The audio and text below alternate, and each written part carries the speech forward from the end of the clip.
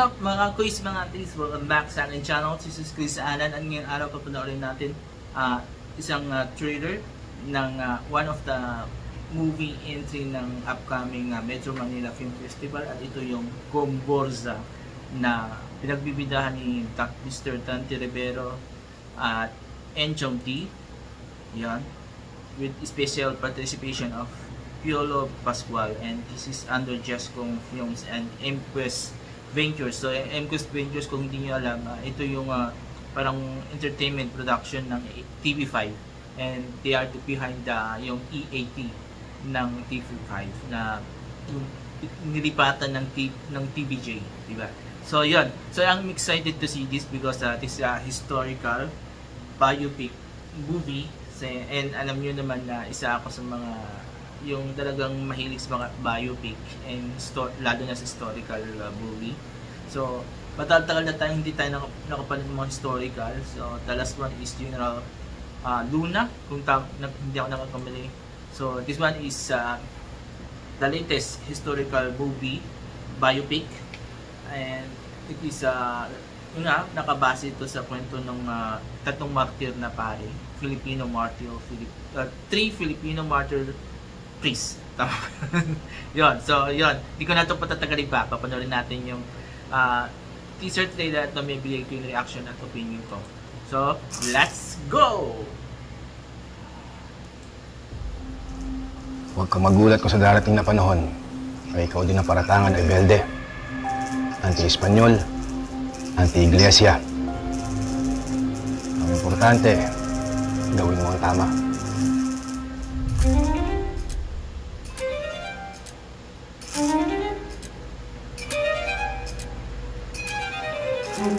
Pedro, di ba kayo natatakot? Bakit ako matatakot magsabi ng totoo?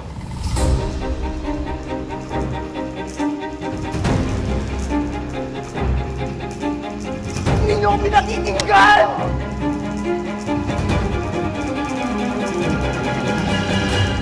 Sabihin mo sa akin, Padre, hindi ba talaga tayo minalas at sinumpang bayan? Isa. Buhay pa ba ang alab sa puso mo? Wow. Ganda yung kanya caption. Coming soon. Okay, ito yung napanood natin yung teaser trailer ng Gomborza, one of the 8 or 9 movie entry ng upcoming na Metro Manila Film Festival 2023. At ito produced ng Emquest Venture na ito lang sinabi ko kanina, ito entertainment parang part ng TV5. So this will be their first venture kung hindi ako nakakamali. So yon. Ang ganda yung teaser trailer, and halatang pinaggastusan, halatang pinag-isipan, halatang pinaglaanan ng panahon, ng oras, talagang yung hindi mo sasabing putyo-putyo, hindi mo sasabing parang gumawa na ng movie para merong something na ipalabas. So this one, masasabi ko, ito yung magiging lalaban when it comes to sa award ng Metro Manila Festival. Pero ewan ko to sa back office, alam niyo mga Filipino when it comes to movie, medyo choosy sila. They wanted something na hindi na yung nag-iisip. Di ba? Ayun, nagdetanya na naman ako. So, I'm not expecting this movie will be a blockbuster, but this will be one of the, yung masasabi kong top contender when it comes to awards. So, balik tayo doon sa trailer. Ang ganda, very dark yung tema niya, as in lahat ng scene, even daylight, medyo darky yung scene. And wala masyadong linya ang pinakita doon. Well, there's Piolo talking, pero wala masyado tayong nakikita that shows the Gomborza. And even though alam natin kwento ng Gomborza because it's been nasa education na natin yan. So, but still, maganda kasi yung napapanood yung mga ganitong nababasa lang natin sa movie, na-translate or na-adapt sa movie. And this one, natutuwa ko, mukhang maganda ang magagawa, and mukhang maganda yung when it comes to acting kasi Piolo Enjong and Sir Dante Rivero, so mga magagaling na artist na to, so hindi sila yung basta nilagay lang dyan para pang-design sa movie. So cinematography, the visual was very good. Tulad ng sinabi ko kanina, yung tema niya dark, kaya ang ganda yung visual niya. Yun lang, sana hindi lahat ng scene parang magkulimlim, so I hope sana hindi. Pero kasi may mga nakita tayong na daylight na episode pero parang magkulimlim masyado. So but still, hindi mo siya nakaka-apekto ng bonggang-bongga doon sa movie, pero yun lang. Yes, it start, pero medyo yung color ng movie medyo talagang dark all the way, pero still malit na issue lang yan, pero still I'm looking forward for this movie. Maganda, and ito yung mga parang masasabi ko this year's edition ng Metro Manila Film Festival.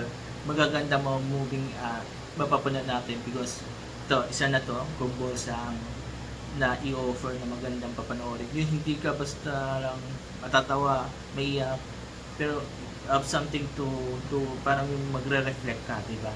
And also, I like this movie because natatawa siya, because we are in a situation na yung Pilipinas is going through a lot of problems, and alam natin yan, economics, diba? Economy. So yun. So very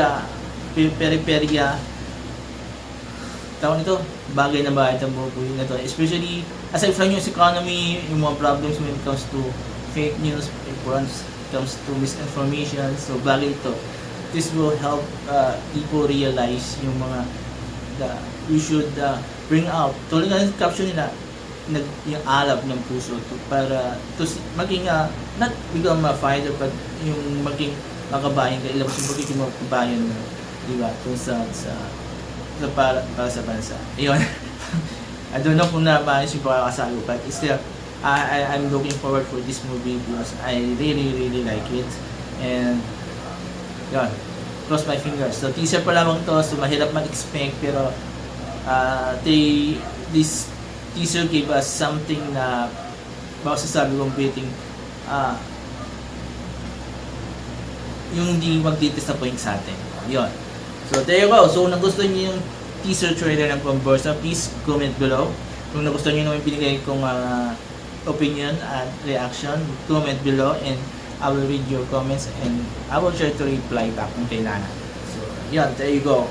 Before I end this video, before I end this video, please don't forget these 4 things while watching my videos on my channel. Comment, like, share, and subscribe to my channels. The Alan Ski Show, ang pinagpilakan channel, probably Bromdy Vlog, and probably Bromdy TV, and the Batang People Presents. Yun.